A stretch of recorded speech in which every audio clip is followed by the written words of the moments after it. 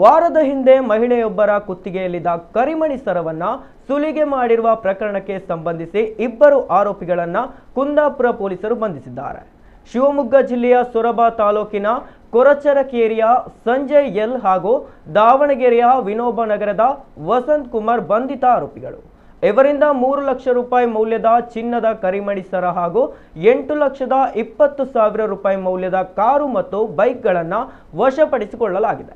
ಮೀನಾಕ್ಷಿ ಎಂಬುವರು ತನ್ನ ಮಗಳೊಂದಿಗೆ ಅಕ್ಟೋಬರ್ 3ರಂದು ಸಂಜೆ ಕುಂದಾಪುರದ ಕೆಎಸ್ಆರ್ಟಿಸಿ ಬಸ್ ನಿಲ್ದಾಣದಿಂದ ಶಾಸ್ತ್ರಿ ಪಾರ್ಕ್ ಕಡೆಗೆ ಸರ್ವಿಸ್ ರಸ್ತೆಯಲ್ಲಿ ನಡೆದುಕೊಂಡು ಹೋಗುತ್ತಿರುವಾಗ ಬಿಎಸ್ಎನ್ಎಲ್ ಕಚೇರಿ ಹತ್ತಿರ ಹಿಂದಿನಿಂದ ಬೈಕಿನಲ್ಲಿ ಬಂದ ಇಬ್ಬರು ವ್ಯಕ್ತಿಗಳು ಅವರ ಕುತ್ತಿಗೆಯಲ್ಲಿದ್ದ ಕರಿಮಣಿ ಸರವನ್ನ ಸುಲಿಗೆ ಮಾಡಿಕೊಂಡು ಪರಾರಿಯಾಗಿದ್ದರು. ಈ ಬಗ್ಗೆ ಕುಂದಾಪುರ ಪೊಲೀಸ್ ಠಾಣೆಯಲ್ಲಿ ಪ್ರಕರಣ ಕೂಡ ದಾಖಲಾಗಿತ್ತು.